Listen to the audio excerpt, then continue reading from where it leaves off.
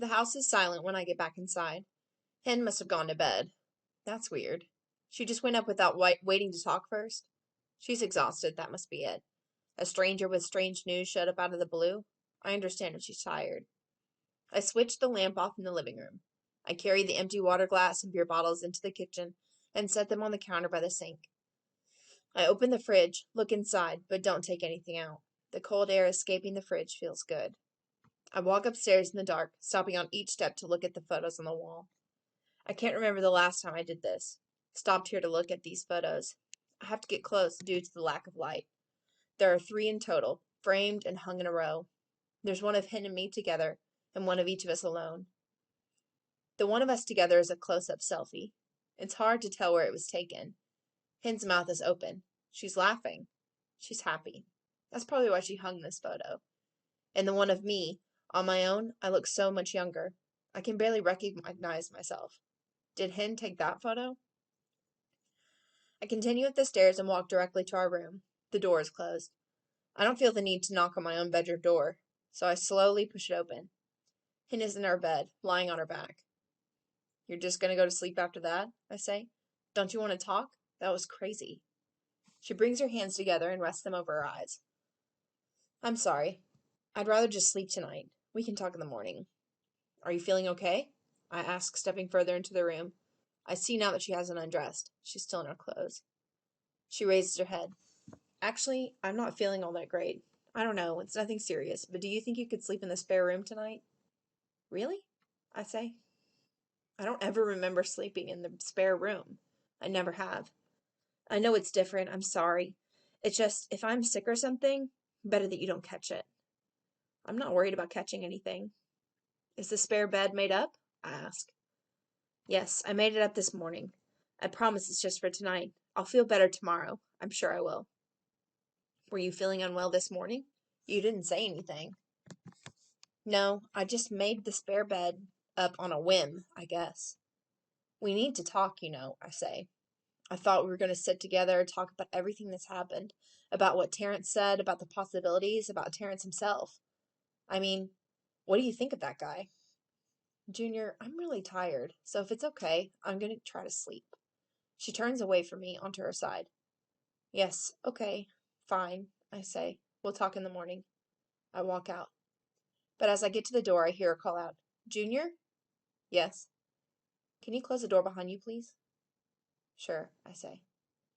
I don't say anything about the room being hotter with the door closed. That would only annoy her. Just before the door is fully closed, I have a thought, a niggling concern. I lean my head back into the room. Oh, by the way, how did you know? She rolls back over to face me. Know what? When the car pulled up before Terrence got out, you said, he must want something. How did you know it was a man in the car? Is that what I said? Yeah, it is. Are you sure? Yes. She exhales loudly. I don't know, Junior. It wasn't intentional. I just said it without thinking. Good night. Night, I say, closing the door. It's not until I get to the spare room and look at the meager single bed made up with a clean white sheets that I hear the click of our bedroom door locking from down the hall. When you get significant news, unexpected, shockingly, potentially life-altering news, as we did when Terrence arrived, it has a peculiar effect on everything, especially on how you think and order your thoughts. This is what I'm learning about myself. For about a week or two after Terrence's visit, Hen was on edge, aloof, as she'd been during his visit. Out of nowhere, she suddenly wanted to spend a lot of time alone. We would eat together, but talk little. She kept to herself. After this visit, she wanted to sleep alone every night and did so for almost a week. Eventually, she said it would be okay for me to return her to our bed. But she felt tense. I could sense her anxiety beside me. It was palpable. I don't think she slept much at all. In the morning, she admitted to being awake much of the night. This went on for a while. But slowly, she began to return to the real Hen, the Hen I know, her normal self. That's what time does. It ushers a return to equilibrium. An ease becomes ease. A shock, no matter how potent, always wears off with time. Hen settled and allowed me closer. Life continued as it had before we received the news. Week to week, month to month. We return to our natural tempo. We work, we eat, we sleep. Life finds a way of balancing out. This is what we desire as humans: security, certainty, affirmation. But it's my own private internal cycle, my inner world, that has been dramatically reformed. Then no one can see it, not even Hen. Terrence's visit lasted fewer than 3 hours in total, not an extensive intrusion in terms of length, but disruptive and meaningful nonetheless. Days turn into weeks, turn into months. A year goes by, another. We carry on. But I think about his visit every day. We rarely talk about it, Hen and I. When I bring it up, she usually changes the subject. I got the news about the long list, and I started thinking about the future and what's to come, what may or may not happen, what it would be like in either situation, staying or going, the good and bad of both. I also started thinking about the past, my past, what came before, what brought me here. The big stuff. Meaningful memories that I hadn't thought about in a long time. Specific memories have been returning to me in waves. I have begun to remember the first years that Hen and I lived here, what life was like for us then. I wouldn't tell Hen any of this, of course. That's the deal I made with myself. Try to ride this out solo if I can. Protect her. Let her forget. Just be myself, as though nothing has changed, as though everything is exactly as it always was, even if it isn't. That's my duty to her. I don't want to upset or worry her, and that's what Terrence's arrival in our lives did. His brief visit rattled her. I try to pretend everything is the same as before, like everything is normal. I behave like all is well. We get up in the morning. I go out to the barn. I feed the chickens. I walk around outside. I shower. We eat breakfast. We go to work. We come home for supper. Some nights Hen plays her piano. I drink a beer, maybe two. We discuss our days, recounting any funny or unusual occurrences. We do it again the next day. One short, innocuous visit from a stranger. That's all it was. Why does it have to have such an impact, such a force? I've decided it shouldn't, that it doesn't have to. No matter what happens in the future, nothing in our relationship needs to be affected now. I should refocus on the present. We are a couple like before, and it's my responsibility to simply be myself, to be who I've always been, for Hen's sake. Nothing in our routine was altered or transformed, but against my will, I feel myself changing. I feel myself changed. The first time I saw Hen was from a distance. It's the clearest memory I have, the most intense, and the one I recall most often these days. I've been thinking about it a lot since Terrence's visit, playing it over and over in my mind. No one else was around when I saw her. It was just the two of us. She looked so small.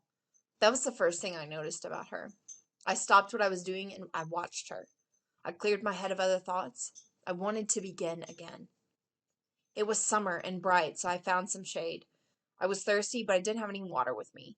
I'd been moving for a while, hours upon hours, and I still had a ways to go. We were younger then, kids, her especially. There wasn't much daylight left, and the weather was humid. Enough to make you slow down, enough to make it hard to think. She was wearing a white t-shirt with the sleeves cut off. She had her hair up in a loose bun, with strands that had drifted down around her face. I sat in the dirt under a tree, on my haunches, resting my elbows on my thighs. I didn't recognize her, and that surprised me, in a good way. Who was she? I wanted to know. I needed to know. It wasn't just that she was unfamiliar. That was part of it, but that's not why I sat in the dirt and stayed there under that tree, waiting, looking at her. This is what I've been waiting for. This was it. I lit a cigarette. I pushed my hair up off my forehead. It was damp, sweaty. I inhaled the smoke. I remember lying down then on my back.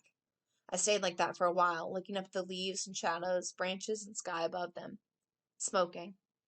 The whole moment was moving together, and I wasn't focused on any one part. She was beyond it all, but she was there. I didn't wave. We didn't even talk that day. Not a word. There was no acknowledgement between us, and I felt a connection. I was on the other side of the road. I was alone. I thought I was alone, until I saw her. She had no idea of her impact. She was oblivious. That was the power she had over me, even then.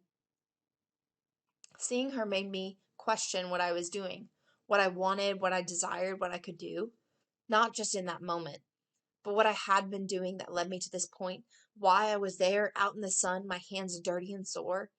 My whole life, I could not remember anyone's name. Nothing had made a formative impact on me.